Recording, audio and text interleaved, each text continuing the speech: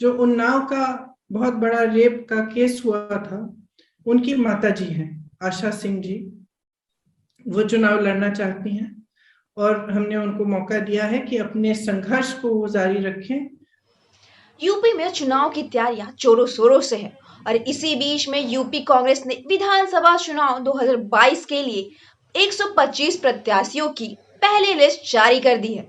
इस मौके पर कांग्रेस की यूपी प्रभारी प्रियंका गांधी वाड्रा ने कहा कि हमारी 40% उम्मीदवार महिलाएं होंगी।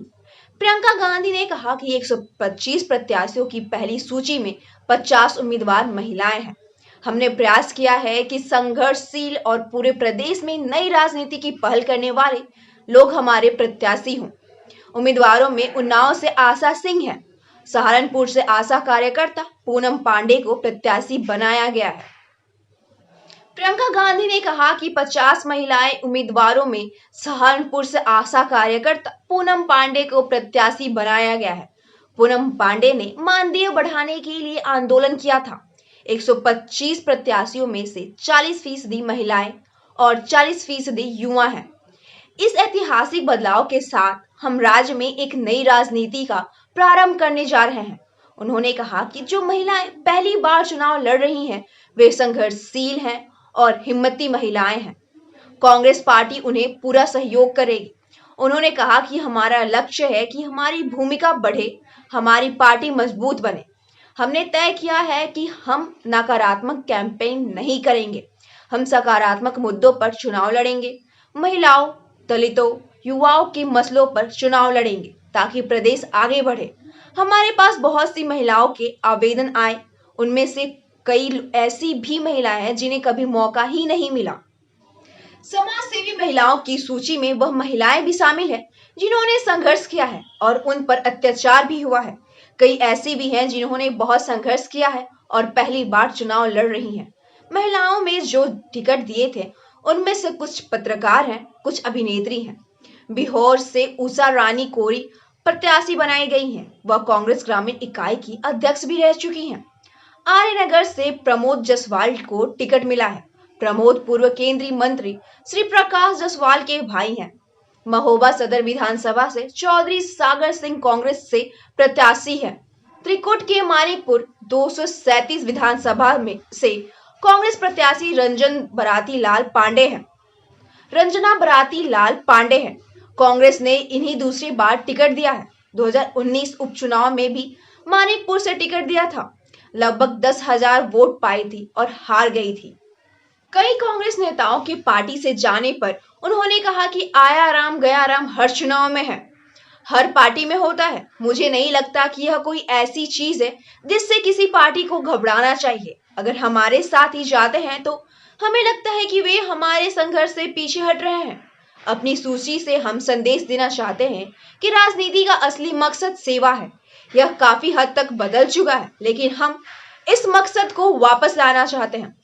जो उन्नाव का बहुत बड़ा रेप का केस हुआ था, उनकी माताजी हैं आशा सिंह जी।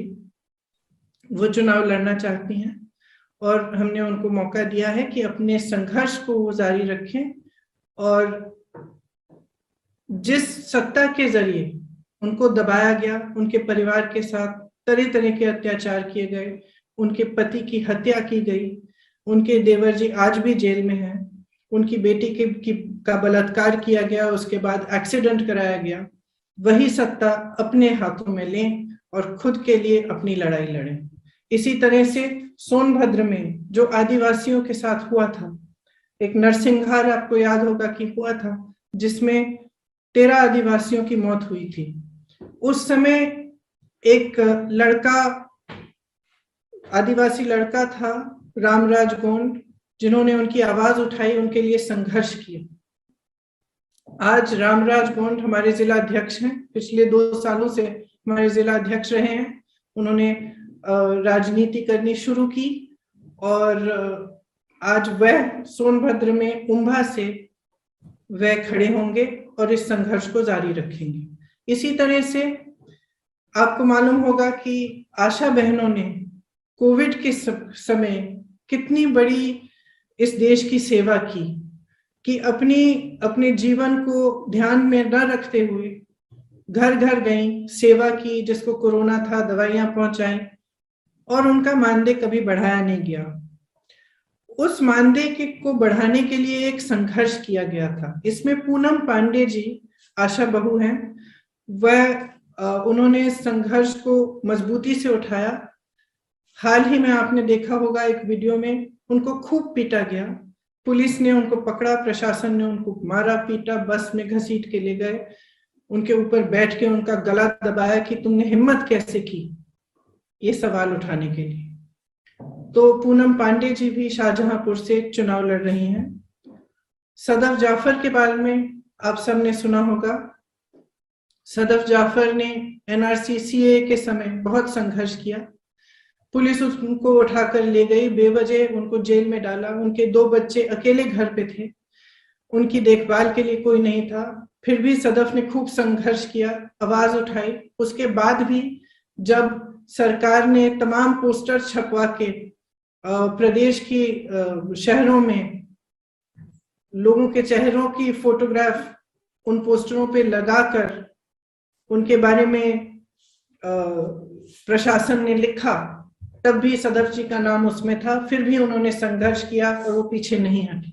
तो मैं आपसे कहना चाहती हूँ कि जो हमारी सूची है वो एक नया संदेश दे रही है।